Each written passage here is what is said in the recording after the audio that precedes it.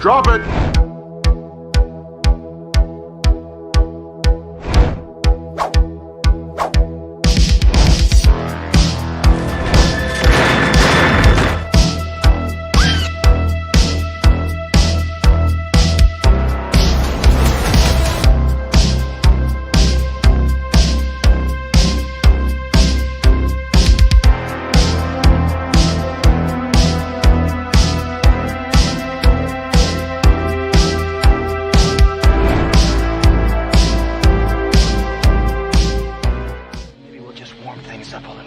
Up, everyone? Welcome back to Flett's Movies and Pop Culture 13. Discuss all movies from host Kyle Chris Flett.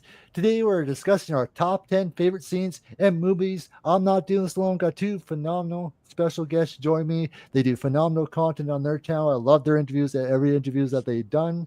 I had them back on last time we had done the stream together. We did a collab interview with Ken Sagals from Nightmare on Elm Street 3 as Kincaid. That was a lot of fun, but now they're back again, kicking off the new year with me. We got Mark and Brian from Talking Shit. How you both doing? How you doing? I'm good, buddy. How are you? How are you? I'm doing good. I'm excited to have you guys on the show. I know we've been playing a lot of Call of Duty a lot together, but this dude, we got to get more people involved in our party, man. I think we have a great time. I'm terrible at Call of Duty. Mark and Kyle carry me throughout the whole thing. It varies on the day. Mostly Kyle. Yeah, Kyle carries. Kyle gets kill cam, dude. Yeah, in 5 games in a row, I do for sure. 5 games in a row, kill cam, dude. I was like, get out of here. Well, the last couple of days have been really crappy for all of us, anyways. On that. Yeah, it sure was. But today we are discussing our top 10 favorite scenes in movies. This is gonna be a lot of fun, and we got Big Rod. How you doing, Big Rod? How you doing? We got Happy Sandro. How you doing, Coy? He said Adam for Call of Duty. Let's go. Hey, Tonius, how you doing? We got Peter Anthony. How you doing, Peter? What's up, Peter? Hey, Peter. We got Gene. How you doing? What else do we got in here? Oh, all right. Hey, Russell. I was gonna say. How you doing, Russell? Yes, and definitely hit that like button for sure. Hit the like button. And we got King Matthew the Third. How you doing? Hey, Byron. How you doing? Thank you all for being here. So, we all share our love for movies, especially. So today we're gonna discuss our top favorite scenes that I just love. There's a lot of scenes I love in cinema, but this is definitely going to be my top. I do have some honorable mentions I will mention in here before my number one. Well, this is going to be a lot of fun discussing this with you guys because there's a lot of movies, iconic scenes, from so many genres that I love. So this is going to be a lot of fun. So we will start with Brian, but before we start with Brian, just gotta sit. We got hold on. We got Blacktastic Me in the house. How you doing, man? So awesome. Good group of people. So Brian, what do you have at your top? What's your number 10 to kick us off? All right. So my number 10 to kick us off is a movie called Wolf on Wall Street. And there is a scene where I know we're just going. Mr. Belfour is talking to his wife who has got the baby in the room. And she's telling him that she's decided that she is no longer going to wear panties. Anybody? Mm-hmm. Do you know? I know what you mean. Yes. Oh, come on. We've talked about. We've talked about. Everybody knows that one. Yeah. Look at the Peter one. This was fun. That scene was absolutely fantastic. I'm glad they put that in there. If they would have cut that and put it in like the extras reel, I'd have probably watched it over and over and over again. Brian, you probably stop it and rewind it anyways. You probably wind it so many times just to get that one shot. My wife's watching. Sheesh. Wow. She probably watched the. She probably said, "Okay, let's do it." Oh, they probably recreated the scene again. No.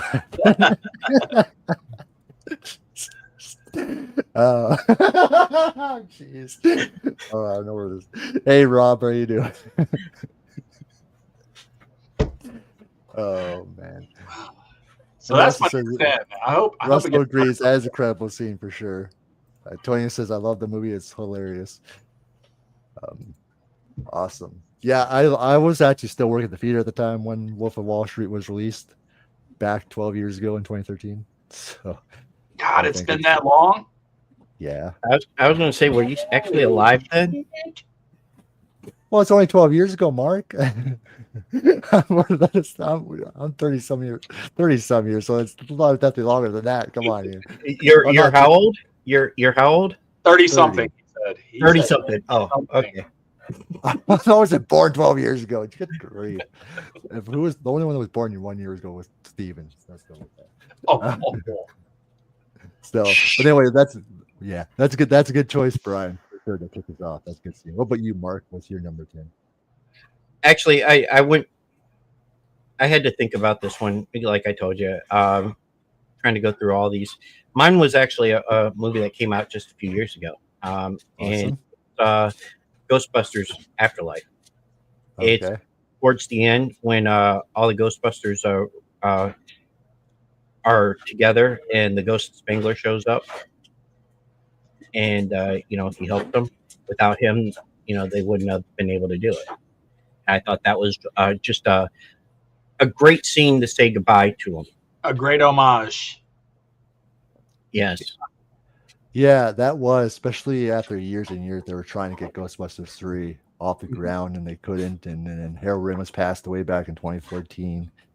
They made the video game, which is technically the original third movie. Right. And knowing But- knowing what they went through to, to get that made, and to know that, the fight that happened between them, and what, that they did make up before he passed away. And, it was great. It was a great scene. It choked me up the first time. I normally don't get choked up in movies, but that one choked me up, seeing it. It was already icing the cake when the marshmallows get excited, when the original Ghostbusters appear and they get excited about it. And then they add to the cake when they throw him into there and they have this all four scene together. That was just an emotional scene for sure. Like a huge send off for all four originals together. That was very cool how they pulled that off. So awesome. I liked how they did it without, they didn't have to use voice, anything voice or anything for that one. So it worked out perfect. And watching, Bill Murray's, I knew you'd show up, Yeah, for sure. Good choice. What's up, Brian? How are you doing? Russell says that made me cry too. Definitely. King Matthew, yes, I agree with you. Yeah, I agree on that as well. 100%. My number 10, and I think this is one of the funniest openings to a movie. It's Scary Movie 2. It's the opening sequence when they do the Exorcist type, parody, and of course you got James Woods as the priest. He boats from the cab, the way he boats from the cab, the boy paying for it, and then they do the Amityville horror scene in the bathroom. But what was the icing on the cake is when James Woods enters the room and he sees the head spin. He's like, "Fuck this!" And and then look at this, and then of course the scene when your mother's in here, Mr. Harris. Did you mention I'll give you back? Yeah, Ma, would you get out of here, please? The blankets come off. You're no fun. I'm working here. See you later, Mrs. Harris. And then after all that, James Wood just grabs a gun and just shoots her. After all that crazy, I thought that was a hilarious scene for sure. It's scary movie. That was part 2, right? Yes. Yeah, that was Scary Movie too. I just thought how funny that opening was. So that's my number 10. What about you, Brian? So my number 9, the 300. Ooh. This is Sparta! And he kicks the ever-living shit out of the dude right into the pit. That scene is fucking stupid good. Like, I mean, I feel like everybody has tried to replicate that scene. And mostly parodies, yes. Mostly in parodies, yeah. Yeah, that's what I mean. But that fucking scene is it's top, dude. Like, I mean, everybody talked about it for so long. So that's why I had to pick that one. Well, in 300, what's so impressive about 300 that Snyder was able to make it exactly how it was in the comic book, from the lighting, the way it was shot too, and 300 is a blast. So good choice, Brian. And of course, the awesome, awesome monologue from Gerard Butler saying that line. So good choice. Yes, Hard to believe that's a Gerard Butler character, though, right? Yeah, right. Yeah, you don't think about it until you really look at it. You're like, oh, that is him, because he doesn't look like the character at all, right? And so when they, nope. But yeah, that's a good movie. 300, one of my favorite comic book. Gotta watch it again. Dude. I watched it probably like 4 or 5 times, man. Back when it first hit like DVD, I was like, oh yeah, we're watching this again. For sure. And I always thought the scene was cool when he finally throws the thing at him and it slices him. That was a big FU to him. So it shows him that because he wasn't aiming for the kill, he just wanted to embarrass him in front of his army of people when he threw it at him. So that was awesome. So yeah, good choice, Brian. What about you, Mark? Number 9. Actually, I picked one of my favorite movies. It's from The Shawshank Redemption. Oh, I loved it. I love it. That's one of my favorite ones. But the scene that really sticks out, I mean, there's a lot of good scenes in there, but was when the officer tells, goes up to Andy's cell, telling him because Andy wasn't coming out, and said, hey, you better be dead or dying or sick in there. And when he goes in there, Andy's not there.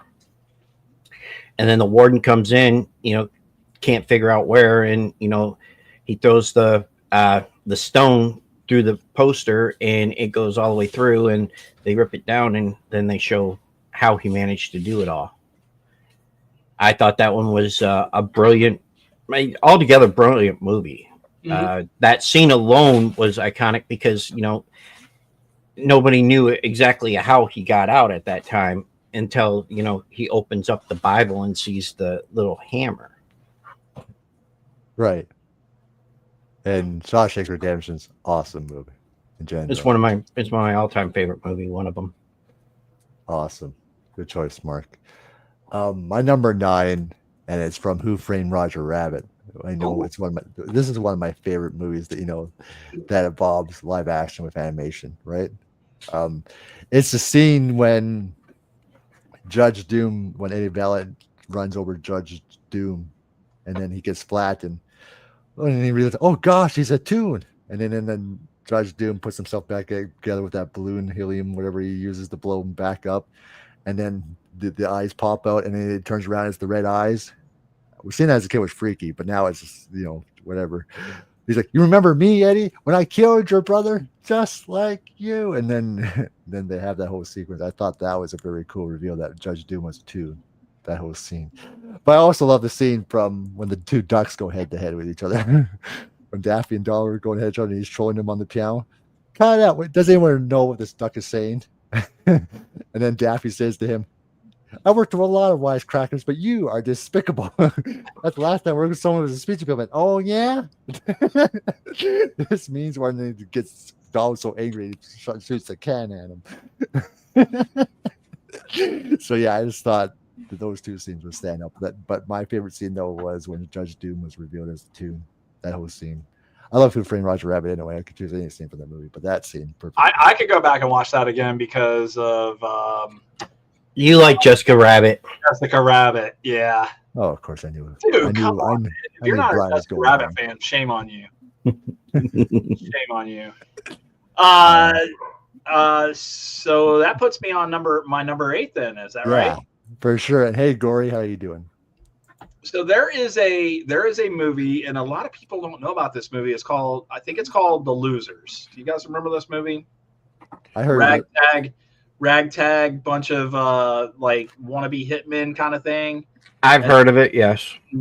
There's a scene where one of the characters, and I can't remember his name, but he's super well known now. He's doing something at the elevators, and all of a sudden the elevators open and the bad guys pop out, and the bad guys are about to really fuck him up. And he kind of looks at him, he smiles, and then he goes, and he shoots these guys with his gun fingers. And what it was he had a sniper friend across the roof sniping through the window. I just thought it was such a great scene. It's called The Losers. You guys got to check that out. I've been seeing a lot on that. I've coming across on my YouTube and all that. For sure. And that's a good scene, Brian. And King Matthew, that is a good fight scene too when Dom and Hobbs fight each other. That's a good scene when you see Rock and Vin Diesel fight each other for the first time in Fast Five. Good scene. And yeah, that's a good scene, Brian. I know what you're talking about. For sure. Hey, Eli, how are you doing? So yeah. What about you, Mark? Your number?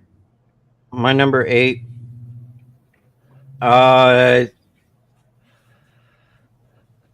Actually, my number 8 is from Step Brothers.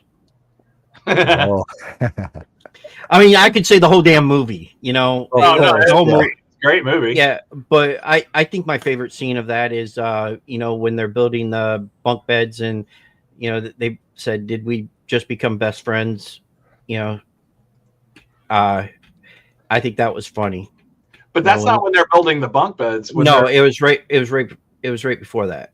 It's he's like, name your favorite dinosaur.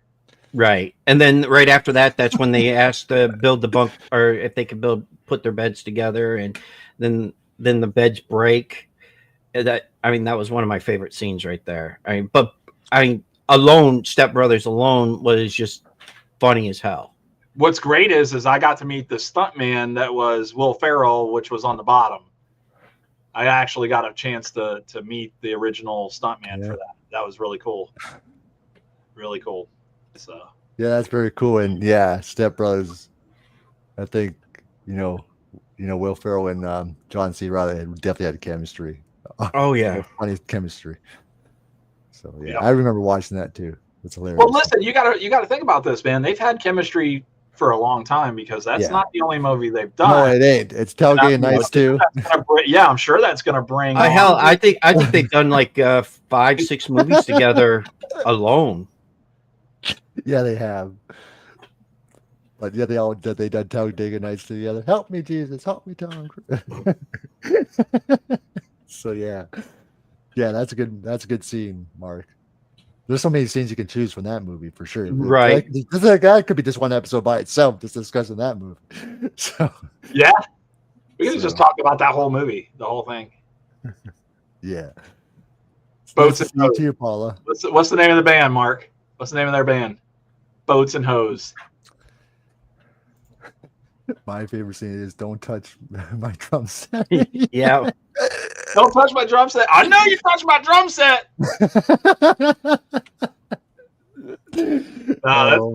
Or when he gets buried alive.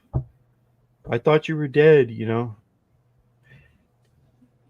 Oh. Hey Jamie, how are you doing? Shake it, bake, baby. Shake and bake. You know where that's at. You know, that's a scene from another movie that is actually on my list. Actually on the list. So I knew it'd be on his list. That's why it's not on my list. Awesome. But it's not my turn. It's Kyle's turn. So my next scene, and this is the reason why I love this franchise in the first place, but it goes back to the original Godzilla. It's when you see Godzilla the very first time, and he emerges very first time, and you got that iconic score that kicks in. That Godzilla theme. I always thought seeing that's what made me love Godzilla in the first place. That when you see him for the first time, I thought that was an iconic scene. Especially for his character making a debut back in 1954, I thought that was a cool opening the way to kick it off. And we're still unfortunately not a movie that I watched. No, I've seen it, but it has been a long time since I watched it. Yeah. But we're still talking about, Godzilla's still going strong to this day. Oh, yeah. The franchise is blowing up, dude. So, and Japan is still alive. Oh, yeah, it is. So I just thought I had to throw that iconic scene in there because it kicked off one of my favorite, where one of my favorite giant monster characters in Godzilla. That scene, when he first appears, first time ever, and that score kicks in, so, for sure. So I had to throw that in here. So yeah, that's my number 8. Is the Godzilla emerges for the first time. So Okay. and that's when they, he was supposed to be more terror instead of hero at that time. So that's my number 8. Your number 7, Brian. My number 7. Oh man, such a great scene. A gift from Matilda. The movie is called The Professional, and I forget the guy's name. He's a French guy, and it's an action film. And he went to this apartment complex to like kill this guy, and ends up finding out like it's a dirty cop that hired him, and the dirty cop is there now to try to take out the entire family. Matilda is the girl that he teaches to become a hitman. Leon. The movie is called The Professional. Yes. Leon is the professional. I don't know the actor's name. I want to say it's like Depardieu or something like that. Is it Gene? What is his name? Gene something. Yeah, he was in Mission Impossible. The French guy that was in Mission Impossible. Yeah, he was also in Godzilla 1998 as well. Is it Depardieu or something like that? Is that the guy's name? Gene something. Okay. How you say it? Renault, or I don't know how you say it, bro. Renault. Gene Renault. Yeah. I always thought he was good in a lot of his movies he's done. So. I heard he was Canadian. Is that true? Probably. I don't know. I have to look at his Wikipedia. It's not like he knows everybody in Canada. Yeah. Well, Canada's not that big, is it? Cheapers, Brian. That's it. I quit. I'm kidding. That's it. Get him out of here. Geography. Can you teach me? Put him in time now, Mark. It's been. You did go across the world. Oh, I know. On a little ship. But yeah, that's good. That is a good scene. I haven't seen that movie in a long time though, Brian. But I have seen that scene. It's pretty good. And the gift from Matilda was the fact that he was holding a ring for a grenade, and all the grenades were just strapped to his chest. That's why I love the scene. I was like, dude, this fucking made the movie. So For sure. Well, there you go. That's my 2 cents. Awesome. What about you, Mark? Number 7. The opening scene of Scream. Awesome. Oh, because what's her name is going to get murdered, and nobody realizes that she's not going to be on the movie very long. Well, she's on the posters. Nobody thought that she was going to be murdered. I mean, come on. What's your favorite scary movie? Come on. I want to know who I'm looking at. Oh, Kyle can quote this whole scene, dude. Kyle, give me this scene. Give me that scene. It starts off, Brian, when she answers the phone. Hello, who's this? And then they start talking. And then he phones her back. They start talking. I like to know who I'm looking at. What did you say? I like to know who I'm talking to. That's not what you said. What do you think I said? And then, listen, asshole. No, you listen here, you little bitch. I'll cut you like a fish. Understand? It's more of a game, really. Can you handle that, Blondie? And then it just changes the whole tone, right? It was so good, dude. Like, nobody saw that she was gonna get murdered, dude. Like, I mean, nobody thought that when that opening scene was going to end the way that it did or go the way that it did. It was. You figure that maybe somebody was just screwing with her the whole time, and then when they show up in the house, it's like, oh shit. Did Drew Barrymore make a good paycheck off of that though? Probably. Did she get paid a lot of money, or they were like, hey, listen, we just need a cameo, 5 minutes of your time? You never ask who is it? You might as well check out here and check a strange noise or something. Mm-hmm. Jason, I seen that one. But then you should know it's Mrs. Voorhees. Jason didn't come to the sequel. In your choice, it's a bonus. But poor Steve, I'm afraid he's out. And then they stab both of them. They both stab him. So. I think that's a really iconic opening of most. It is because she wanted an actor, and then they were able to get Roger Jackson to do the voice of her, and then they said let's just keep the no hitter going, and kept him for the rest of the series, and then here we are. Yep. So yeah, that's good. That is a good opening. I think that's what I think the most one. I think arguably the most iconic opening to a horror film. That's for sure. So good choice, Mark. Hey, movie homicide, how are you doing? His favorite scene is Evil Dead 2, where all the furniture starts laughing and ashes goes crazy. Oh, even that deer on the wall starts laughing at him. I wish I knew what he was talking about. I've never watched any of the Evil Dead. Oh my God, Mark. Are you fucking Brian, sit serious? him Go down watch and watch it Evil with Dead. him someday. Dude, it's so good. I just never watched them. Evil Dead, Ash versus Evil Dead. There was a whole series, dude. I know. There was a whole ass series, and it ended, and I was so mad, dude. Like I was like, oh, I can't wait until next season. There's no next season. They're actually making that into a cartoon. Well, so they made a new Evil Dead, and I don't think I'm a fan of it. Have you seen the it? movie? You know what I'm talking about? Are you talking about Evil Dead Rise? Evil Dead Rise, yeah. That was a few years ago. I don't think I'm a fan of it. Is it supposed to be attached to that? It is attached. It is said. Yeah, because it's the Necronomicon. They're making another one. They're making a live action. Of course, they're doing the animated one too. It wasn't fun. Like it needs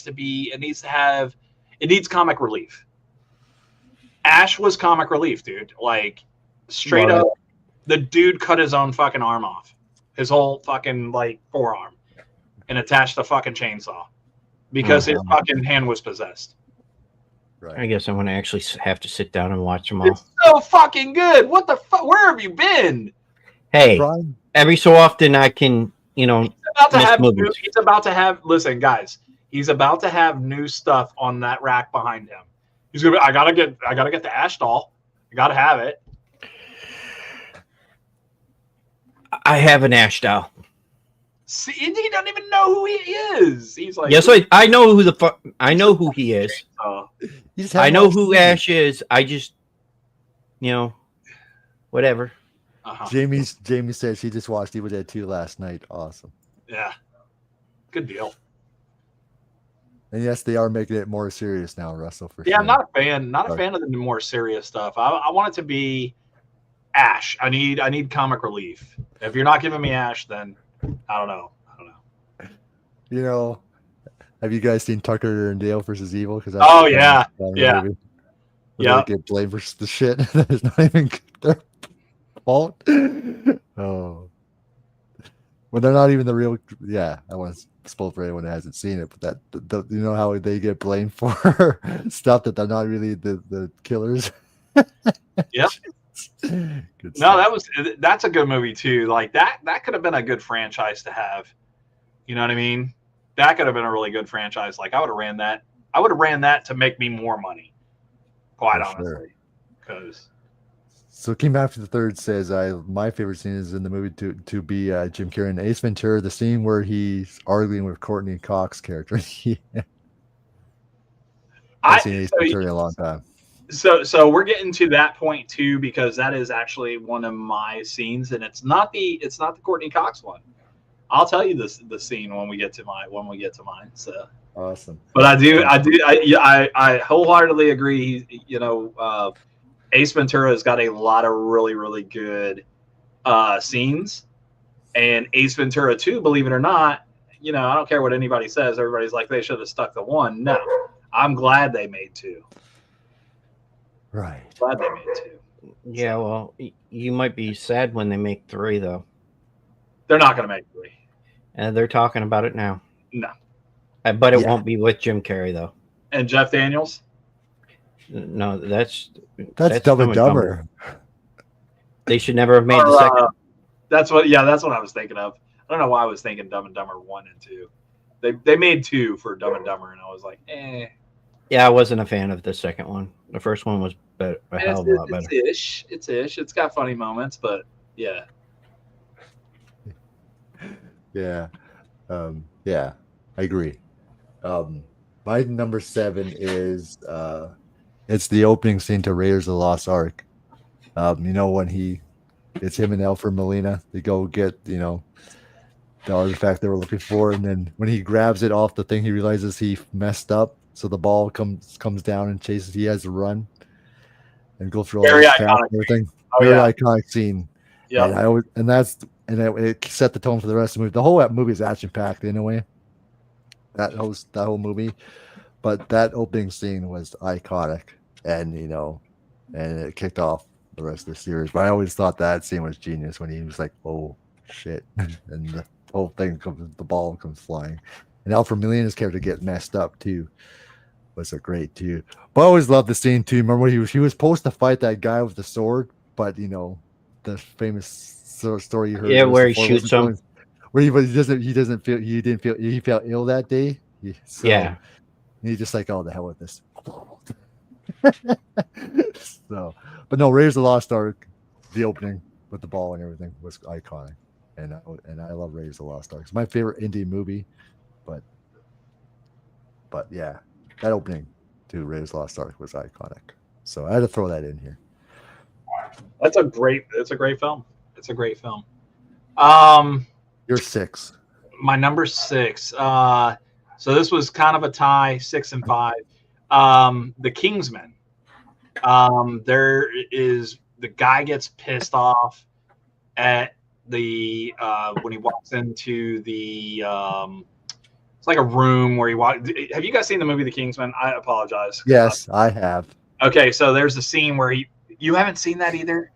Mark's fired, dude. Mark's fucking fired. Send him back to wherever you got him. Where did you find this guy? Over at the Talking Snap show? What show is he What do on? you mean where I found him? You're the one that found him. Oh, what is it? Jarvis and Friends podcast? I don't know who. Hey, dumbass! You're the one that befriended me. Calling me names when we were 13 years old. Oh my god! You met him first before I did, so. Oh man! Yeah, I found him. So I forget where he walked into, but there's like this big fight scene, and it is super action packed. The guy's name I think is Harry, and he's a spy, and he trains the next crew of kids, and one of them is like a teenager that he ends up training. Have you guys not seen this movie? No, I have seen. I know what you're talking about. I've seen it. Mark's not seen it. I know what you're talking about. I just never seen the movie.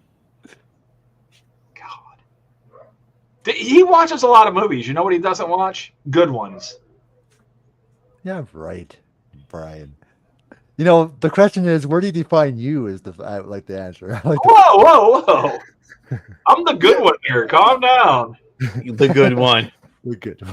I love teasing you guys. It's hilarious. It's fun. But yeah, that's good. I know what scene you're talking about, Brian. I know Kingsman. I have seen its sequel. I think the church opening too is crazy with all that action going on. Don't they have another one coming out? Yeah. I hope so, because it was fantastic. Yeah, I hope so. It was fantastic. Hang on one second. I'm going to find it real quick. Give me 1 second. I know the name of the movie is Kingsman. I'm just trying to find that scene. Give me 1 second. Yeah. What's the point? You don't want them to get in trouble. You put it up on the screen. It's gonna. It has I to want to see it again. It was great, dude. It has to be a short scene. We'll show up for a quick second, but it can't be longer than that, Brian, because copyright. So the movie's literally from 2014. I just found it. It's when he battles the Secret Service, dude, and like he fucks these guys up, and it is a room packed full of Secret Service members. And he just absolutely fucking terrorizes these guys. It's great. I mean, shit is getting broken over places that you couldn't think that it would get broken over. I'm just letting you know. It was great. Right. So, YouTube's a wonderful thing. You can see that on there all you want. that was my number 6. So go watch the movie. Yeah. It's called The Kingsman. Yeah. There's already 2 parts to that movie, so you need to go watch it. For sure. Oh, hold on. Yeah, so Ryan was talking about earlier that Craven was actually in the Ghostface car when Drew hits him with the phone. Yeah, Wes Craven did do that quick scene as really Ghostface got hit with the phone. Yeah, that's not the only scene that he done in that movie, though. No, it's like, what'd you call me? Not you, Fred. Yeah, that was funny. What'd you call me?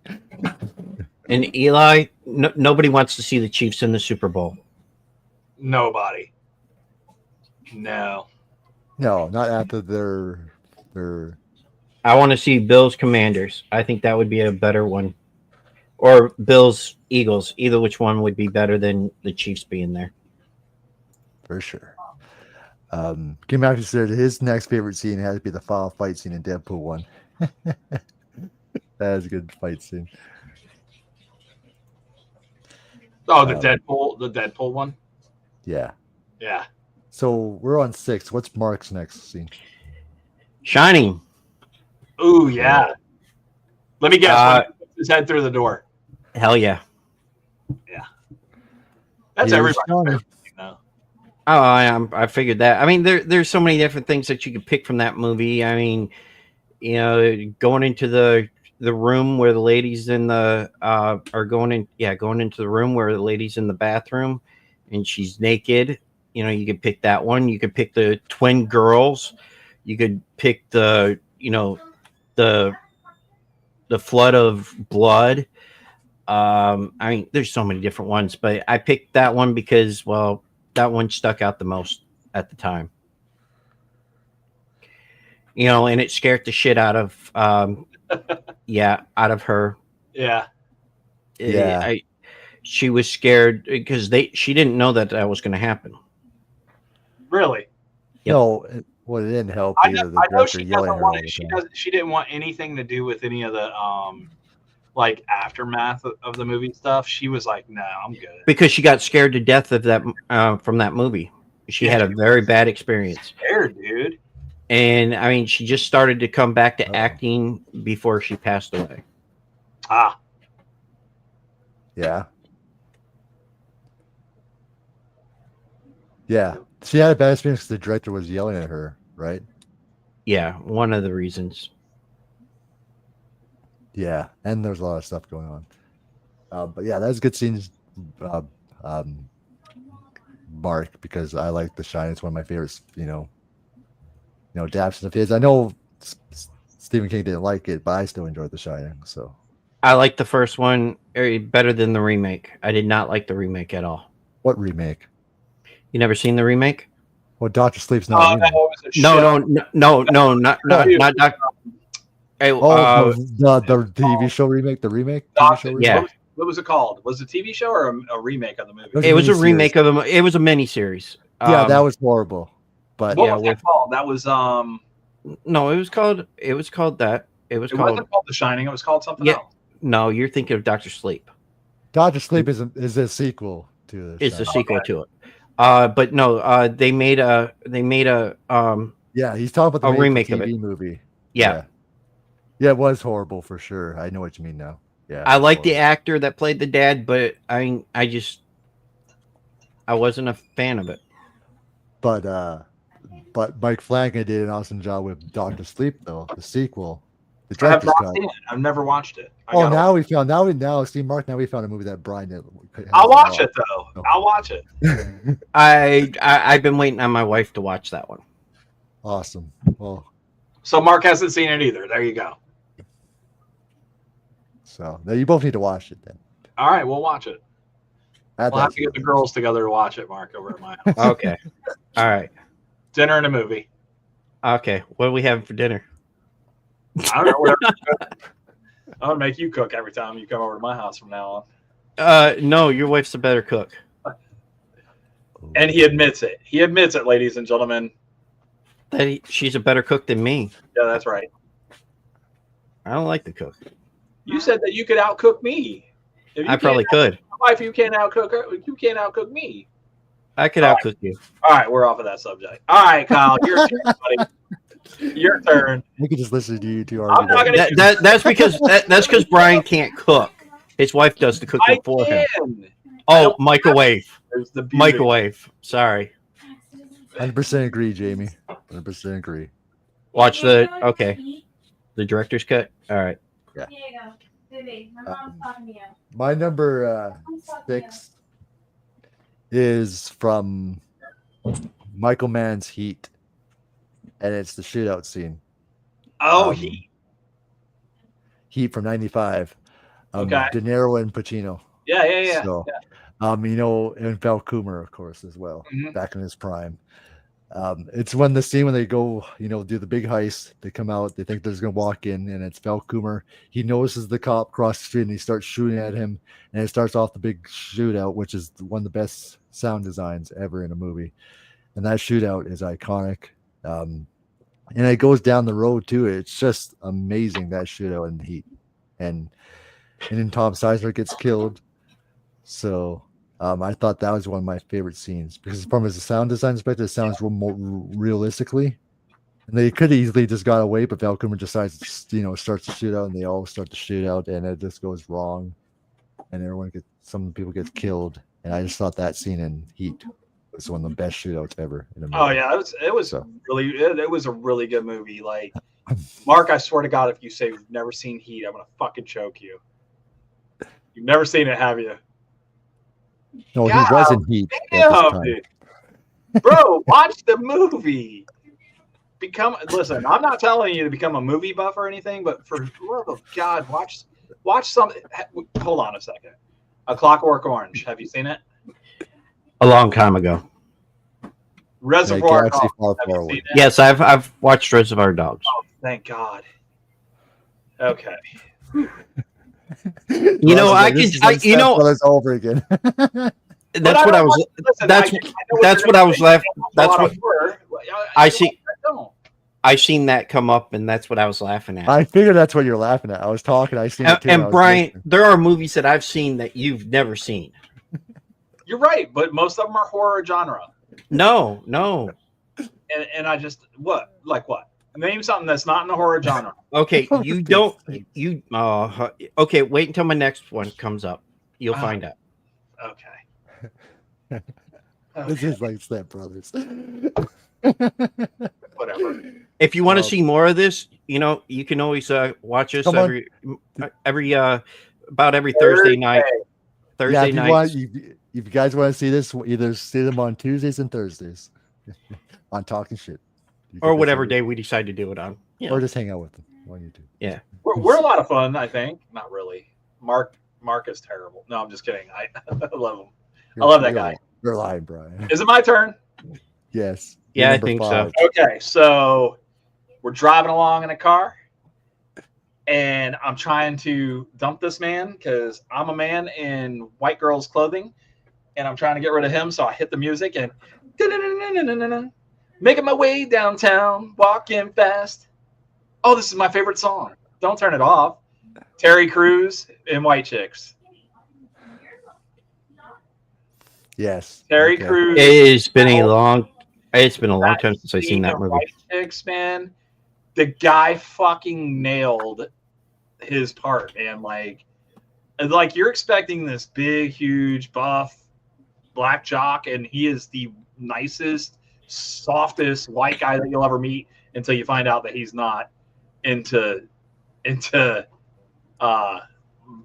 black dudes or chicks. You know what I mean? So just Terry Crews all together, all around in all the stuff that he's done. I don't know if you guys have seen Brooklyn Nine-Nine.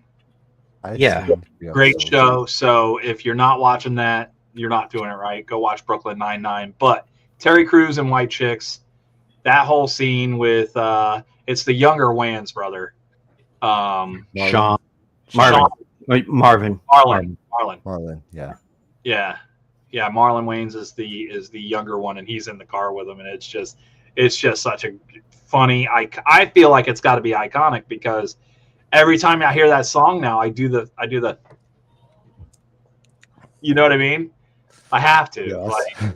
This is what Brian does every Saturday night. That's what he does when he's alone in the car. Yeah, when his wife Stacy's not with him. No, even with her in there. I do it with her all the time. She tells me I'm a fucking weirdo. Yeah, I believe that. Oh. I even hear it when we play Call of Duty. She calls you a weirdo. So. Exactly. Actually, she calls him worse than that. Yeah, it is worse, people. But she does say that, but it is worse than the one we did in the chat. Play Call of Duty and find out. Play Call of Duty and find out. She calls me a hard R, dude. Like hard R. Like, Yeah. all right. Well, Guys, I'm gonna wait for Mark's. I'm gonna take a quick break here because I have to use the little boys' room. And I'll be right back. okay, you do that. Yes. All right, Mark. What's your number? 5. I think 5. No. We got to wait until he comes back in. Okay. Well, all right. All right. Because I'm going to prove a point on something. Right. Normally, this is where normally this is where we play music for about 5 minutes or so, and then take a quick break, type thing. But you guys can all say what your favorite scenes are in the chat, though. So, while we're waiting for Brian. One of my good friends with one of the Wayne brothers in Major Pain. One of the other good film with another good film is the one with Wayne Brothers Major Pain. Oh, okay, yeah, Damien Wayne, yeah, Damien, yeah.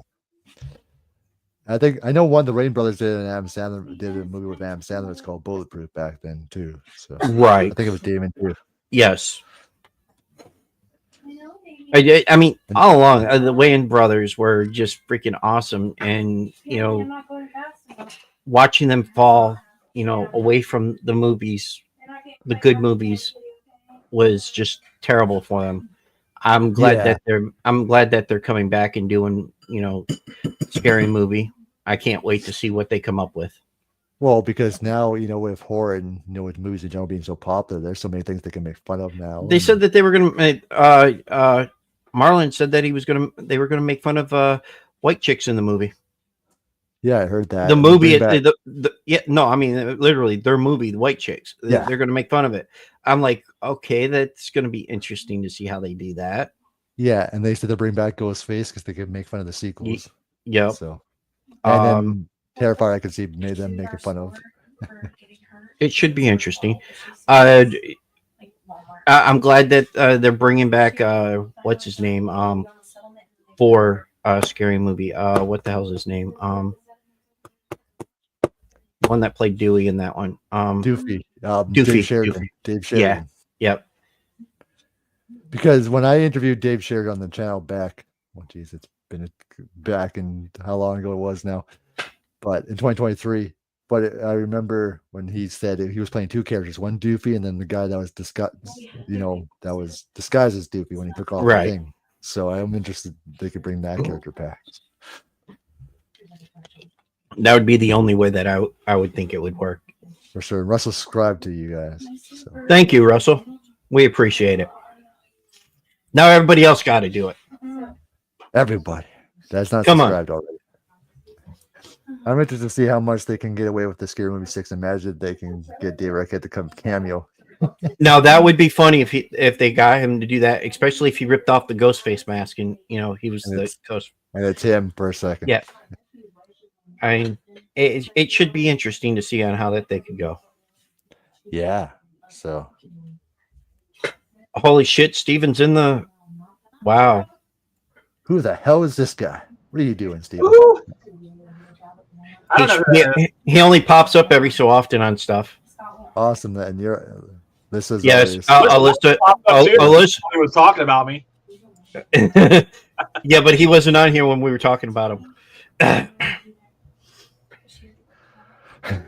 Okay. We looked at number 6. I still haven't said mine yet. 5, bitch. We're on number 5. And it's my turn. It's Mark's turn anyway. Okay, go. Yeah, because I didn't go. All right. It's from Lord of the Rings. Gay. There you go. Listen, I told you he didn't. It's a movie about muggles and goblins and whatnot. So Mark fits in there. Hey. It's where Gandalf dies. Oh, I don't know who that is. Exactly. And you say you watch every movie. I didn't say I watch every movie. I didn't watch that movie because it's fucking gay. Hey, watch your mouth. You're not allowed to say that anymore. Anyway, get to the point. No, that was my point. Okay. That's the point. He didn't watch this movie because it's fictional so he doesn't watch that shit.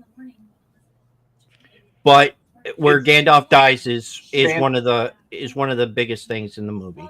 It's where Gandalf the Grey becomes Gandalf the White. So shut up. And I would never watch these movies myself if it wasn't for my wife. So well, I just did a Lord of the Rings, the Fellowship of the Ring review with a discussion actually with Jacob Cameron, and that's dropping tomorrow. So I love that whole trilogy. I love the trilogy. So I like both trilogies. They were both good. The Hobbit was good too. It's good to see. I like The Hobbit, and shut up, Brian. I like The Hobbit. It was great. I like The Hobbit. Shut up. Brian, you can hear what you're saying in your mind. But I have not watched the series yet, nor have I watched the animated movie. Right. Awesome. Yeah, good choice, Mark. Good choice. My number 5, it's from the original Superman. It's when when Lois Lane everybody dies at the point, and he gets so upset when Christopher Reeve as Superman gets so upset about it. So he finds a way to bring, switch the outcome and switches back. He goes around the earth, you remember, so many times.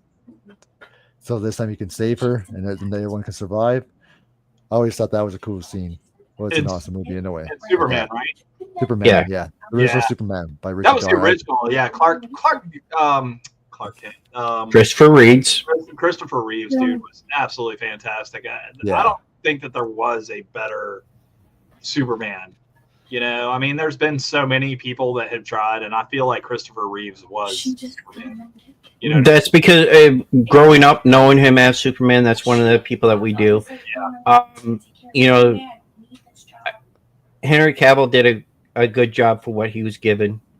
Brandon Roth, I don't think he was given a good chance or a good script. The new guy, I don't even remember his name. David. David. The movie's coming out this summer. I'll actually watch it, but I don't know how well he's going to do. Yeah, we'll see what James Gunn's Superman does. But yeah, I just thought that scene after he realizes Lois Lane died, and then he has to change the outcome to bring her back, and that was an emotional scene, and he found a way to have a happy ending. So I just thought that was a cool scene. Oh, it was great because she was being buried like in a truck or something like that or something. Yeah, and there was like rocks coming out. Yeah. So he went around. He spun the globe. He spun the world backwards basically to reverse time. Yeah.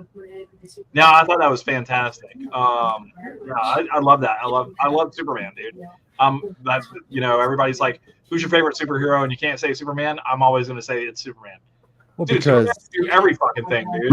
Mine is my favorite is Nightwing. Because it's he's just some guy. He's a normal dude. He's one of the normies. Yeah, read a comic. Okay, dumbass, read a comic. You can wear it up, I'm pretty sure. Oh man, is it my turn? Are we on? No. Okay, fine. Yeah, it's your turn. Batman Forever has some great scenes in it. But if you're going to talk about Batman, dude, and I'll throw this in there just as it wasn't on my radar, but if we're talking about any of the Batmans, we're talking about the original Batman. Okay. Yeah. We're talking about Michael Keaton when he says, I'm Batman, because Michael Keaton is Batman, dude. I'm telling you, like, did you know that role better? Did you know that Michael Keaton saying "I'm Batman" was not his line? He actually said it just because. I loved it. Love it. Okay, so let's get back to where I was. So, favorites, best memorable scene is Will Ferrell. Yeah, I said it. Will Ferrell. And the movie is Old School. And the scene is we get all fuckered up and let's go streaking. Yeah. And he's running, and his wife and her girlfriends are in the car, and they roll up on him "Hi, honey, we're all streaking," and she's like, "Who?" And there's nobody behind him. Ooh. He went And I, streaking by himself. and how he gets in the car, butt first. Uh, Yeah. great scene, dude. Yep. Great scene. Great scene. That's a God, good that's scene fucking for great. sure. Yeah, I know what you mean. So, that is a funny scene. Good choice, Brian. What about you, Mark? King, listen, I'm not gonna say that the original Batman is not Adam West. Russ, I'm sorry. You're right, he is, but he's more cartoony than when Michael Keaton took that over, and Michael Keaton turned it into Batman, and that's why I was like, dude, honorable. Yeah, Well, you have to.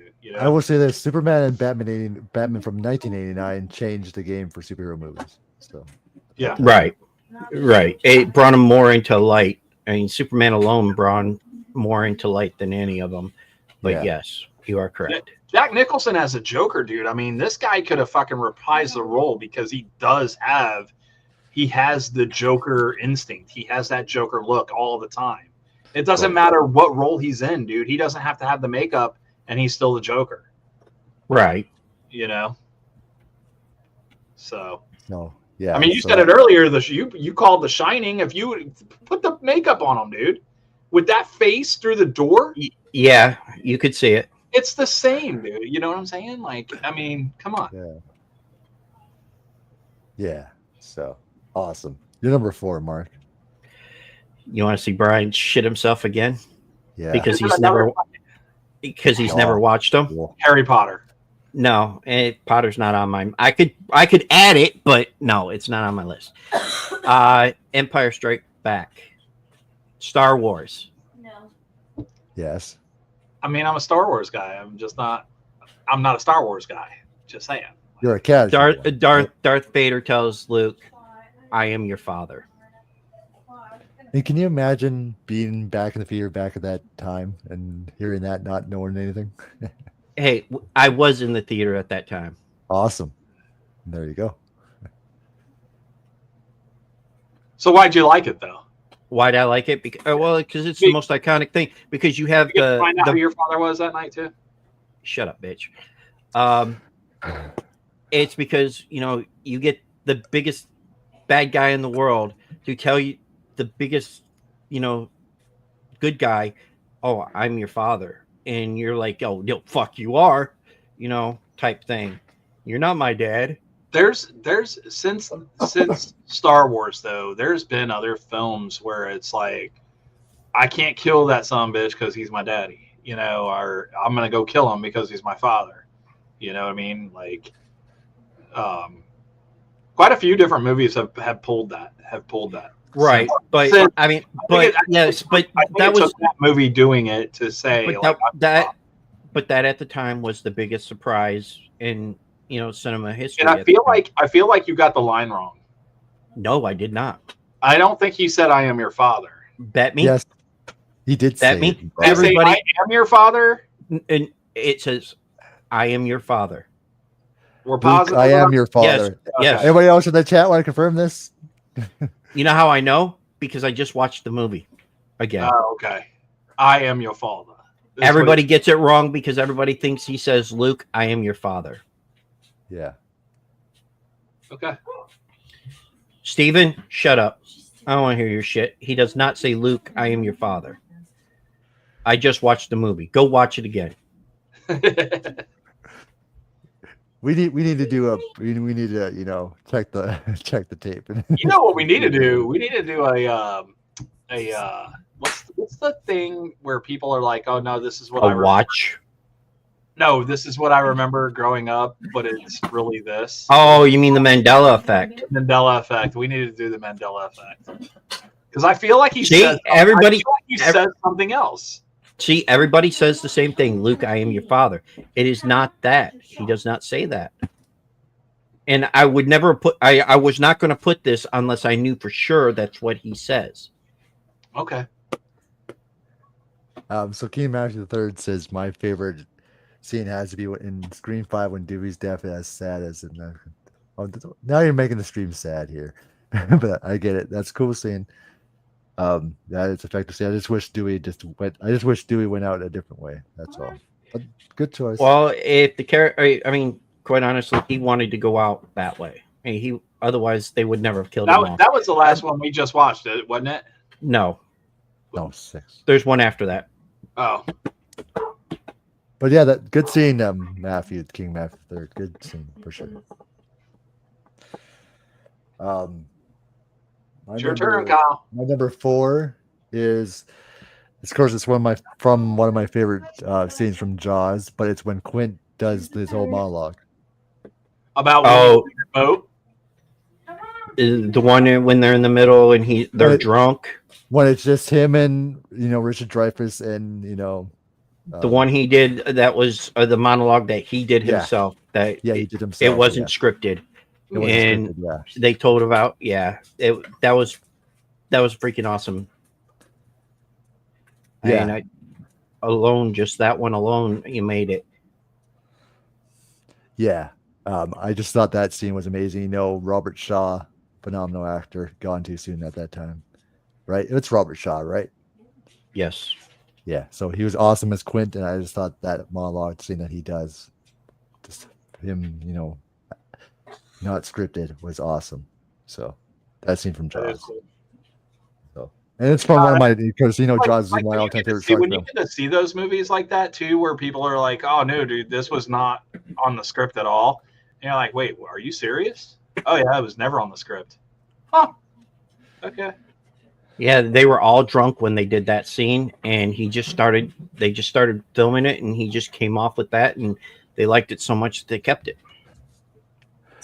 Yeah, and yes, came after Dewey was badass when he walked in that hallway, though. I definitely agree on that for sure. Awesome. Yeah, the way Quint got eaten too. Yeah, that is a crazy scene. How he just got eaten whole by the shark. So, your number 3. My number 3. My number 3 is going to be Superbad. So I was kind of torn.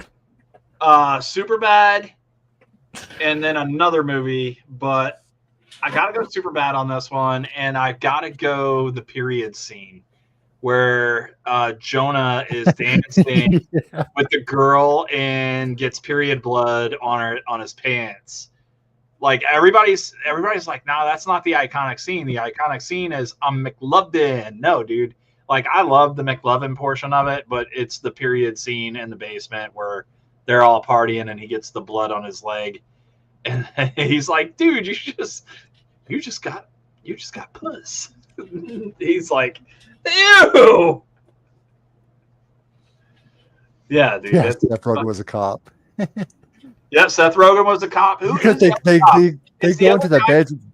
There's another guy from SNL. They're cops, and they take McLovin out, and they're like letting him shoot fucking guns off. Because they find him with a girl, like, yes.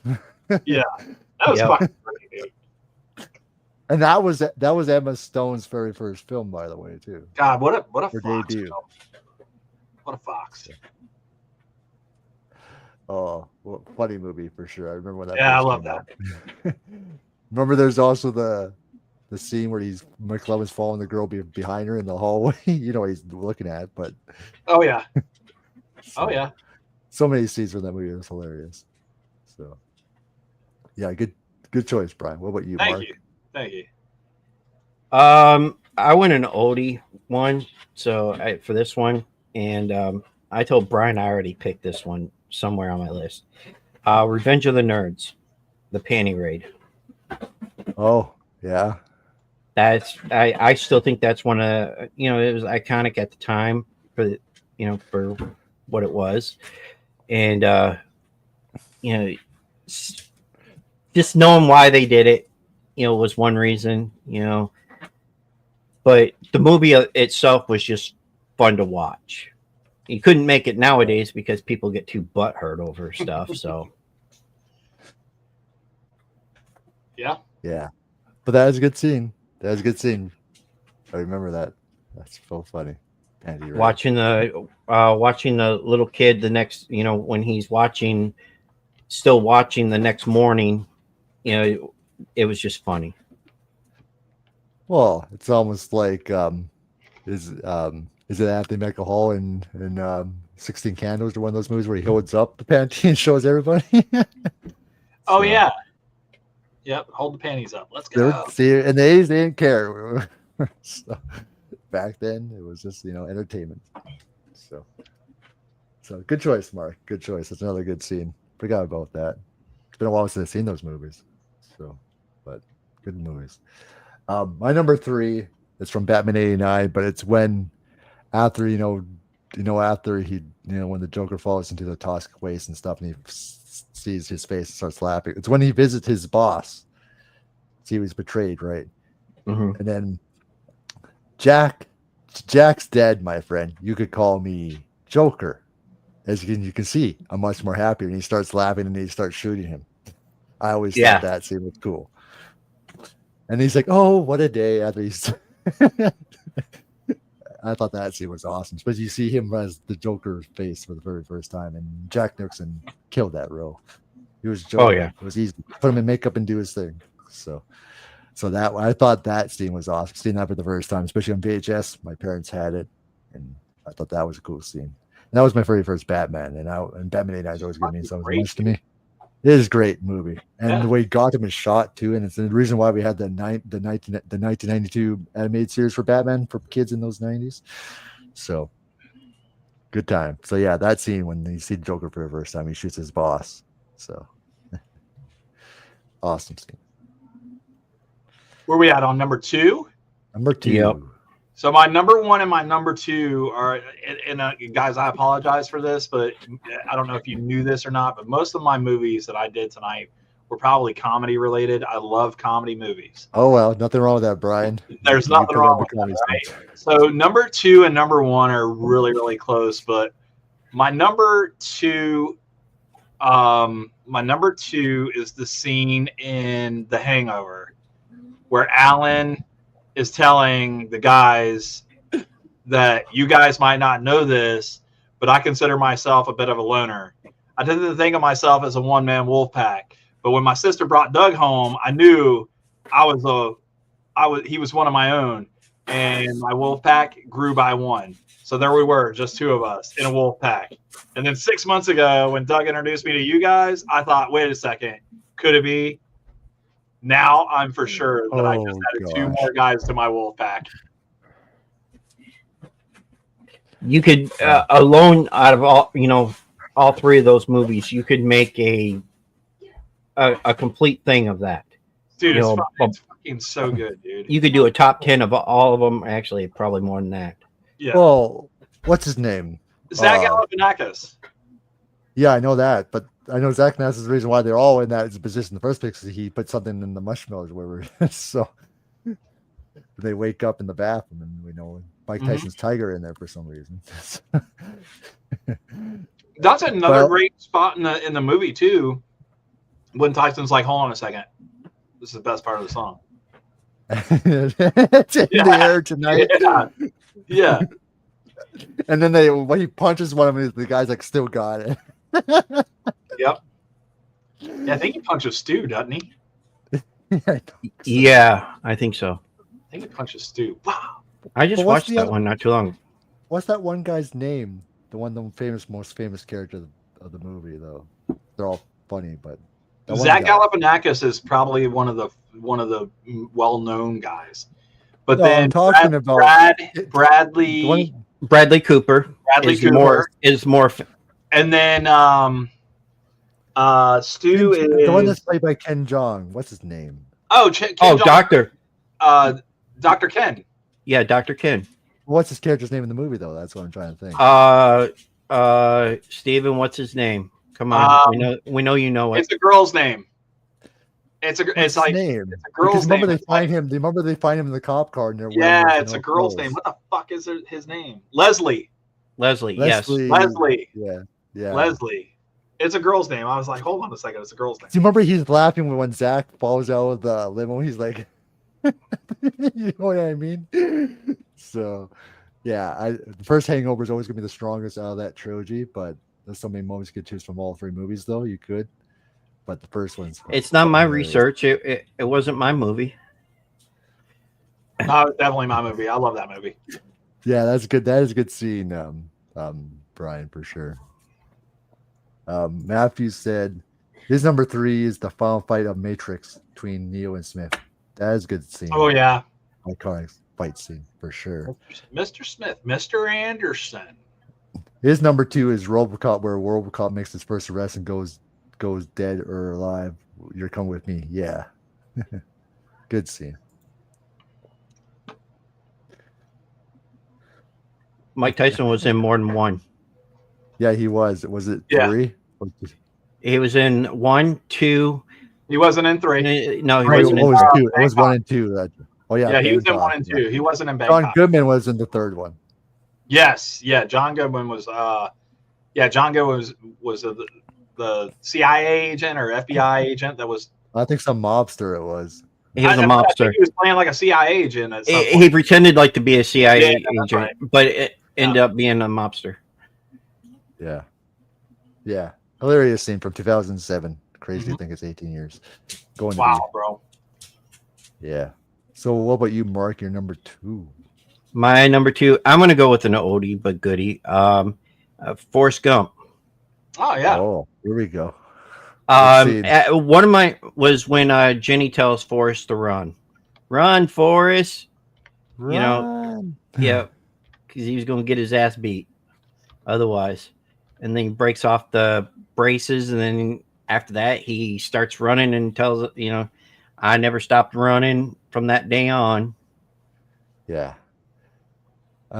Yeah, Tom Hanks recreated the scene. I can't remember what talk show it was, but he did recreate the line. Hold on, Steven. There is honorable mentions. So chill in the chat. But yeah, that's good. That's a good scene because there's so many iconic scenes from that movie too. It's for sure favorite scenes. But yeah, that's definitely one of my favorite Tom Hanks, and for sure. My number 2 though is from Terminator 2. It's when he walks into the bar and he says, "I need your clothes, your boots, and your motorcycle." And then he forgot to say please, and he thought he could put the cigar on him, and it doesn't do anything. So, and then he grabs and take it off me, and then the other guy hits him in the back with the pool cue. He throws him outside, throws the other guy into the kitchen, and he lands onto the fryer. And it's hilarious. And then after that, you remember he comes walking out, and it's playing Bad to the Bone. He gets on the bike, and the guy comes out with a shotgun. Like nobody's motorcycle, and he gets off, doesn't say anything, right? And then takes it away from him and takes the glasses on him, puts it on him. I always thought that was an awesome scene in Terminator 2. So, badass scene. Poor guy, though, gets thrown into the kitchen. He lands under the fryer that's hot. Oh. So, yeah, the bar scene in Terminator 2. That guy's never going to be in another movie. No. For sure. Yeah. I just thought, that scene was hilarious. That's my number 2 of Terminator 2. So now we're getting really dangerous here. What's your number 1, Brian? I'd like to hear this. So my number 1 is a movie that I've watched fucking 1.5 million times. And Debbie Does Dallas is not a movie that you could put on here. Yeah, jeepers, Brian. I've been telling you not to put that on that list, No, we gotta have it on the list, It is Super Troopers. Super Troopers. Broken Lizard Productions presents Super Troopers. What a fantastic film. And from the Jump Street, they get you. If you've never seen the movie, watch the opening scene. They pull the car over. There's some teenage kids in the car. They're all nervous because they're all on drugs. They just ate a bunch of mushrooms. And do you know why I stopped you? No, officer. Littering. And everybody's fucked up in the car. So they're like, we didn't do anything. And he says, pull over. And he's like, I can't pull over any further. It's just a great movie, dude. It's so funny. Like, I don't know if that was like, hey, this is how we want to do the script. This is how we want you guys to portray it. Or if they just gave these kids like and I say kids, they're not kids, they're adults. But if they gave these guys some mushrooms and said, dude, go have fun with the movie, let's go. Because, man, that you could make this movie, you could probably make this movie yourself, right? If you were high-ish. Brian probably watched this movie, on shrooms. I He have did. not, but that's a great idea. Jason has the proof. I have not watched the movie while doing mushrooms. No. I have watched the movie multiple. I have watched the movie multiple times. Yet. I have seen Not yet. If he did, he probably doesn't remember doing it, so he probably did. True. This is true. Captain O'Hara is probably one of my favorite characters because he's going to pistol whip the next person that says the word shenanigans. Yeah. And if you guys like the movie, if you guys like that movie, they do have a television show, Tacoma FD. And it is just as great. funny. It's funny. It's great. Funny, and you find Farva as a lead role. So he deserved it, man. He's such a great actor, dude. These guys, the whole crew, man, they're just so good, And for them to do Super Troopers 2, it took a lot to get them there. I'm glad they did it. I wish it would have been better. Yeah, I was a little disappointed with the. I was left in this disappointment, but you know what? At the beginning of the movie, if you read the little thing, it says, "If this movie doesn't turn out the way we wanted it to, we're sorry in advance." That's what it said. I was like, okay, cool. I could see them making it another one under a different circumstance because do it independent instead of doing it under that. Well, right. Broken Lizard, you got to remember, Broken Lizard wasn't independent. Yeah, but that was a but the first one was. It was Broken Lizard. But the second one became more of a name, and they did it under different circumstances. Because they had a cult following at that point, right? So, I hope that they're not going to do a third movie. Listen, I like these guys enough, but Jesus Christ, dude. It depends on how they go about doing it, also. Right. So Matthew said his last pick is The Green Mile in 1999 with that ending. That's a good ending. That's where the guy dies at the Green Mile. It's a sad ending too. The very end, it's spoiler, Brian. Oh, dude, the movie's from '99. I don't think I'm spoiling anything for anybody. If you haven't watched it, shame on you. Oh, by the way, the guy's innocent too. Might as well. By the way, if you haven't watched The Sixth Sense, Bruce Willis is dead. There you go. I fucked it all up for everybody. Oh my God, you just screwed, man. Yeah. Now I gotta go revise all my movies that I gotta watch now. Way to go, Brian. Way to go, Brian. Right up to Brian to mess things up. It's your turn. I'm sorry, I took up too much of your screen time there. But anyway, do you have any honorable mentions, Mark, before you do number one? Yeah, Porky's. Yeah, anything Porky stuff, dude. Yeah. My favorite is actually one of my favorites was when Pee-wee's running down the road naked after they do that where they're in the cabin and they're playing this prank on them and scare the holy shit out of them and watch them run down the road. It's funny as hell. I mean, anything's Porky's except for the third one. The third one wasn't as funny, but yeah. Yeah, awesome. So, any more? No, that was it. Oh, I mean, I could go along with the lines of Taken, where Liam Neeson's giving his big long thing up to the kidnapper. I don't know who you are. Yeah, right. That's another one. But my number one is Boys in the Hood. Oh, where Ricky gets shot and killed. Boys in the Hood. That was them. That was directed by Singleton.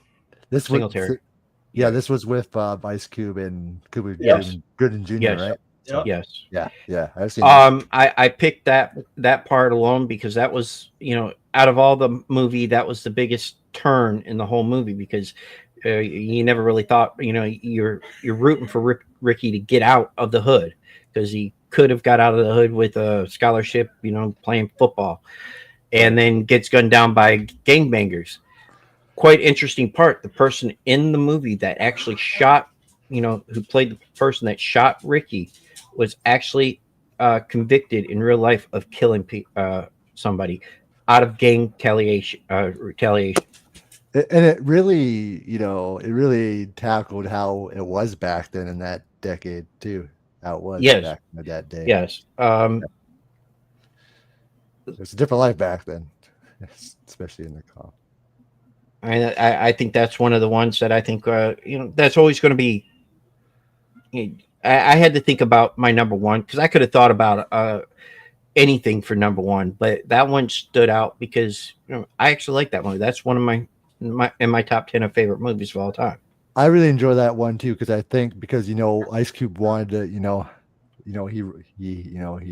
wrote the, after being in Friday, right? Because he wrote that screenplay, and then he did Boys in the Hood because he wanted to start his acting career, and that was a good movie too. It's a really good movie, and even the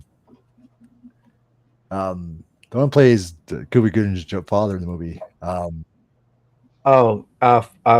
Lawrence Fishburne. Yeah.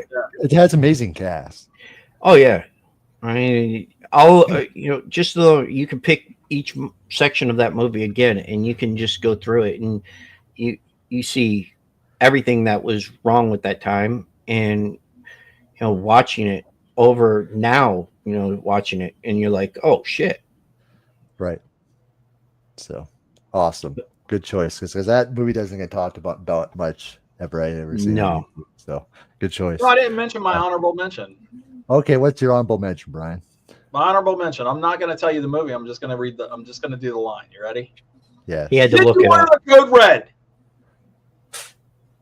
The truth. The truth. Give us the truth. The truth. You can't handle the truth. A Few Good Men. I knew that. Yeah. There you go. Brian, how many times did they have to say that to you? Oh God, come on. Many times. You still say it to him. But yeah, good line. So some of my honorable mentions. The first honorable mention I'm going to mention, it's in Happy Gilmore when Bob Barker fights Happy Gilmore. Yeah. This is Bob. And it starts off because after it goes wrong for him because the guy keeps calling him a jackass, and so he's like, Bob Barker says to him, "I can't believe you're a professional golfer. You should work at the snack bar. You better relax, Bob. There's no way you're bad at hockey as you're a golf. All right, let's go." And he punches him. You want that, old man? You want a piece of me? I want a piece of you. You want the whole thing? Oh. They start fighting. They go down the hill. The price is wrong, bitch. He chokes him, goes all Hulk on him. I think you had enough. No, now you had enough, bitch. Could you imagine if Bob Barker was still alive and he's like, "Yeah, let's do another film." Well, they already did film Happy Gilmore too. Yeah, I know. I don't know how I feel about this. We'll see. Well, we'll find out, and I think how it's it goes. June. I think it's June is when it's coming out. So, Okay. And then another one, I think it's from the Big Lebowski, and it's John Goodman and Jeff Bridges when they try to interrogate the kid about the with the homework. If you've seen this scene, see what happened. It's the scene. If anyone that knows Big Lebowski, you know what I'm talking about. It's when they're interrogating the kid with the paper.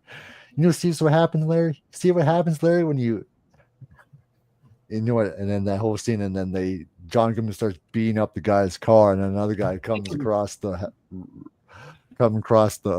road and starts, "What the heck are you doing?" And then he goes and smashes their car. That whole scene is hilarious. And then but if you know that scene, it's hilarious. Those are two funny scenes, for sure. Yeah, I'd throw those two in. Big Lebowski and I was going to throw in the scene from Friday. It's when when Ice Cube fights the bully at the end. You got knocked the fuck out, man. Yeah, Chris Tucker. Yep. It's a shame, Ice Cube wanted to get another movie off for years, but the studio wouldn't do it for some reason. he's pulling it Listen, off. I don't understand. If you have something good going, like continue it on quickly. Don't wait 10 years, 20 years, 30 years. Well, it got delayed also because of the fact that the dad died. Yeah. That was another reason why it got delayed, because he Yeah. tried to get it off before he passed away, but couldn't do it. And then now after that, he had to figure out a way of doing it where it was worth doing. It's a shame if the studio just smarted up, they could have done it before the guy passed. So. Do you think Chris Tucker got known before Friday though? Was he a well-known? He wasn't very well known right? at that He was point. a comedian, right? He was just a comedian, right? Yeah. Yeah. And then in Friday 2, right, when he goes to his cousin's house, Day, right? Day's his cousin. What's that guy's name? What's that actor's name? Because he's got shows. He's got like a TV show now called The Upshaws. Hang on. But I didn't know who he was. Mike Epps. Yeah, Mike Epps. Yeah. He took over for Chris Tucker. Tucker didn't return. So. Is it because Tucker didn't want to return, or is it because they were like, "Hey, we need something different"? I just can't remember the reason why Tucker. There could have been several different reasons why he didn't return. Did you see Mike Epps before Friday 2? I didn't. He wasn't well known, but he was in other stuff. He was in Jackie Brown as well. Okay. But he wasn't as well known though. That's what I'm saying. I think it's what really hit for him when he did Rush Hour with Jackie Chan. That's where he. Oh yeah. Oh God. Yeah. Chris Tucker. So. Yeah. And then it did other things too. So what's your number one? My number one is from the original Halloween, but it's the scene. Remember after the aftermath, Laurie's sitting there. He rises up. You know what I mean? He rises up. He does this sit up. She walks slowly into the hallway. He grabs and chokes her. Loomis comes in, saves her, shoots him 6 times. He flies off the balcony, lands, and then Loomis looks there, finds him gone. And if we didn't get any sequels, that ending would have been perfect. It still is. It's genius. If we didn't get any sequels, that would have been fine. But ending it like that, and he's gone, and that's it. And the music kicks in, and you hear breathing throughout the room. That is an iconic scene for me. So cool. So I agree. Yeah. Even if he didn't get any sequels, that's the scene that that is still genius. And that's why I left Halloween off my list, because I knew you were going to come up with something of that. Yeah, and I could even say from Halloween too. Stacy wanted me to mention this to you guys because she said Mark's probably going to bring it up, but she had a scene that she wanted me to mention if nobody else did. Go ahead. It's from a character named Art the Clown that Mark has introduced me to, that I've introduced to Stacy, who hates clowns, but loved the scene where Art the Clown is in the joke store or whatever kind of store it is. And Terrifier 2 when he's putting all those stuff on. And he puts on the glasses and he goes, she died laughing. She couldn't help it. She would die laughing. I think she would loved it. She was when like, oh Art, God, so funny. In Terrifier 3, when Art meets Santa Claus, I think she would. When he walks by the window. Yep. So excited about it. We're Art fans now, so we're gonna watch it. So, thanks, Mark. It's great. It's a great movie. It is, but it's still listen. I need more. I need the backstory and the backstory that Mark said. Hey, you got to watch these, this short film and then this other movie. We watched the other movie. It was trash, dude. I was like, oh, this is fucking garbage. But it was before, what's the guy's name? David Howard Thornton before he became Art the Clown. Oh, you watched All Hallows Eve. Yeah, we watched All Hallows Eve, and I just couldn't understand it. I was like, okay, well, I still don't get it. Well, it's a follows you with him in it. So. Yeah, because Stacy's whole thing was where did this guy come from, and why does he not die? Right. He's an entity. He's not. I thought he was just a real person, and I thought he was going to get away with fucking murdering people, and I thought that would have been cool too, though. So. Right. Yeah, and I love the fact that the series is still practical effects. We can all agree. Even if we don't like the movies, can all agree what it's doing for independent filmmaking and horror right now. So, what a fantastic guys! I'm telling you right now, if Mark wouldn't have told me, like the whole lead up to 3, and because 3 got so popular in the theaters, was the reason that a lot of people went back and watched everything. Because I had Mark, I don't understand where Art the Clown comes from. He was like, you got to go back to this movie called All Hallows Eve. So well, you could go. Actually, there's one before that too. Further, it's a short story. What is that one called?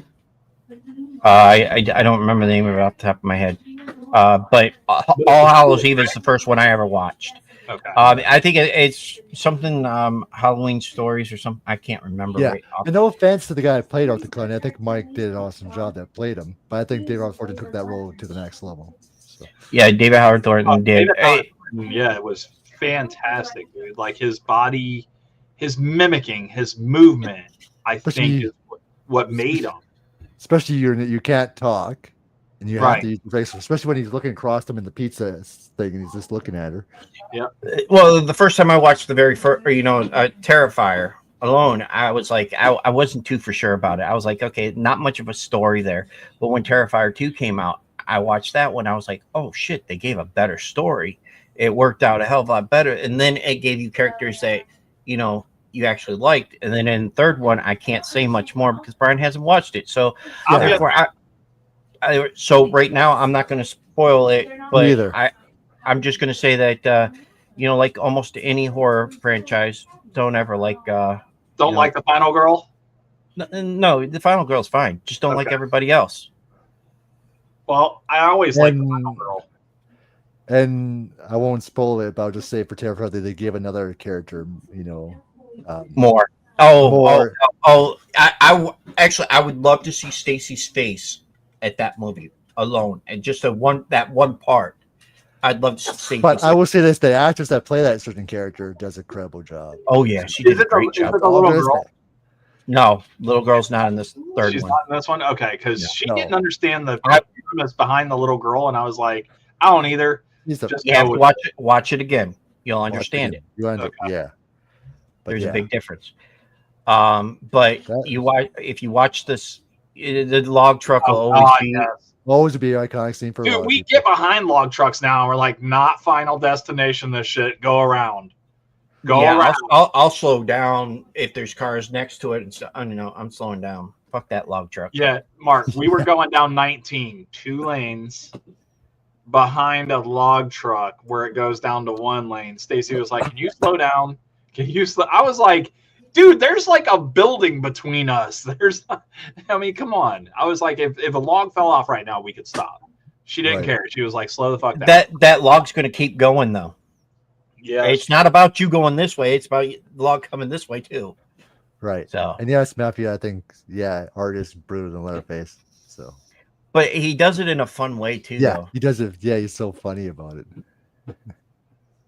So yeah. Anyway, this was a lot of fun, Mark and Brian, having you guys on. I think this was a blast. Thanks, Kyle. Appreciate it. You're welcome. We'll have to have you back on soon again at some point. Not wait too long next time. We're gonna talk about our evening on Call of Duty. Dude, the next show we do together should just be all about. Have you guys seen the campers on fucking Nuketown? Because fuck. The messages at work. Brian, you need to learn to play a different game. We took it down. You do. It's going to be Call of Duty until I die. Well, learn to play another game too. There's more out. Right. Anyway. So you want to let the viewers know where they can find you, what you got your upcoming shows? Well, you can find us by just typing in Talking Shit. You can find us on Facebook, YouTube, Instagram. Not so much on TikTok. But we're working on it. We're trying to figure out something. This Tuesday we're going to do our Royal Rumble predictions. And then in February, we're going to have Jamie Hill, Mary Kate, John Wells, and then I'm not going to spoil the rest because it's going to be interesting to see on, I'll tell you, it's from the Death of Snow White. We're gonna have some. I know, cat. but you guys will have to wait. We'll spoil that sometime here. From the Death of Snow White, so that's going to be really cool. Yeah. So. I can't wait to get those. Brian's just gonna have to behave himself. I'll be fine. Yes. We all like porn. Some of us just like it a little bit more than others. Brian, Death of Snow White's not porn. Yeah. Oh no, that's not what I was talking about, sir. I was talking about something completely different. He's talking about corn. We'll talk offline, sir. He's talking about corn. Corn? I like corn. Why do you like it? Because it's corn. Yeah, guys. Stay tuned for what we do have coming up. One of our previous guests who unfortunately had to cancel. We are going to reach back out to her. Hopefully she's feeling better. We're going to give her some time now. And that is Lar Park Lincoln. If you guys don't know who she is, then shame on you. But Lar is a big part of the Friday the 13th family. So give a watch, give a look, give a listen. Follow us on our Linktree, right? Linktree. Well, yeah, I mean, you can do Linktree too. Yeah. Linktree will give you all of our sites. There you go. Yeah, I can't put it. I can't put it on here because, well, you know.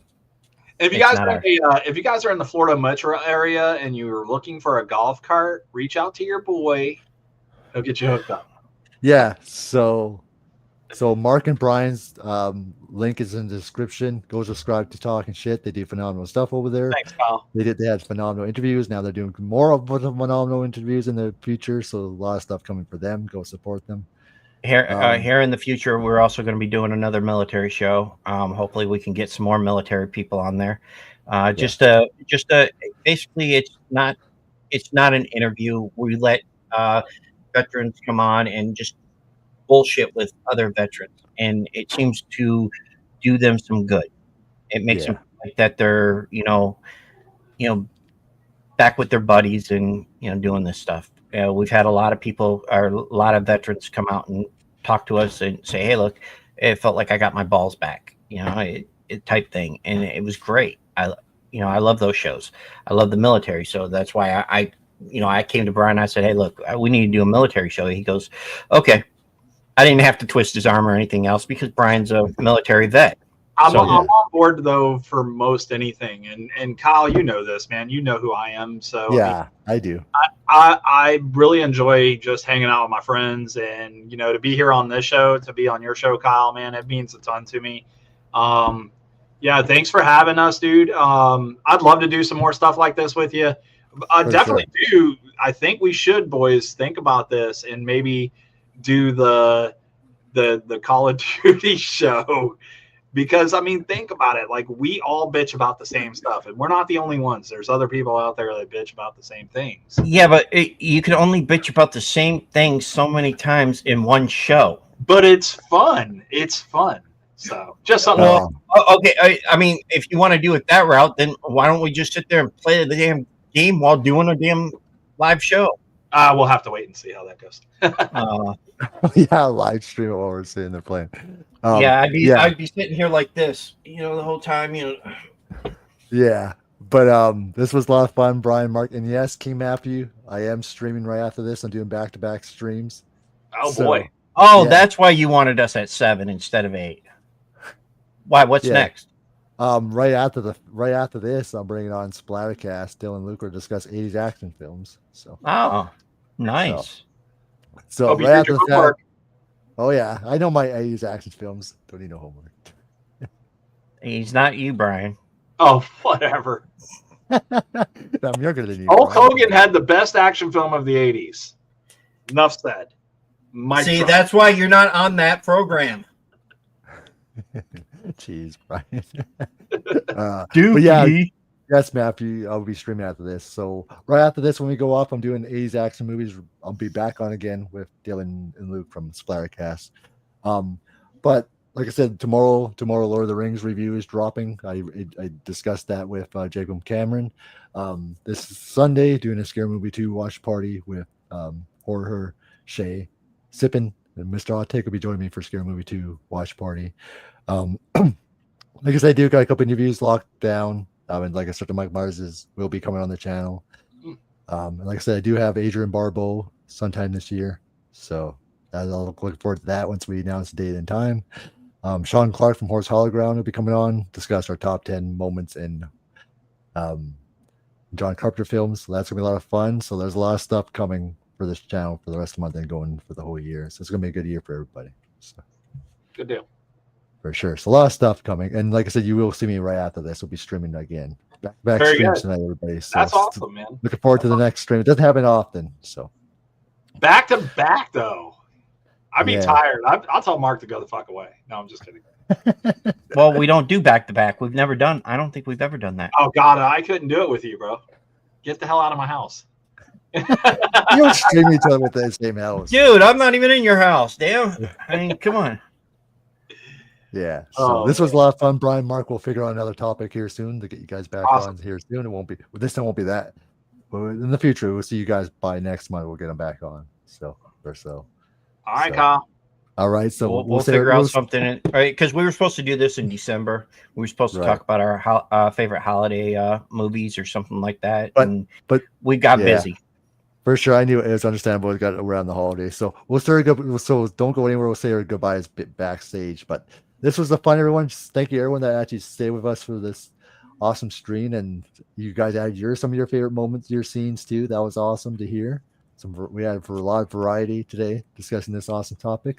So, like I said, with that being said, thanks for watching. Have an amazing rest of your day. Enjoy the rest of your week, everyone. We'll see everyone. Bye. Hold up. Wait. What? Let me take us off air. Yeah, you do it. Oh, fuck. Let me do this. From us here at Flett's Movies and Pop Culture 13, my name is Brian. That's You're supposed to go to Kyle first. that's No, it's Kyle. No, well, that's me. You're pointing That's at Mark. That's Oh. Kyle. This is Brian and Mark. This is Kyle from Flame Pop Culture 13. We'll see you, everyone. Bye. Bye. Cheers.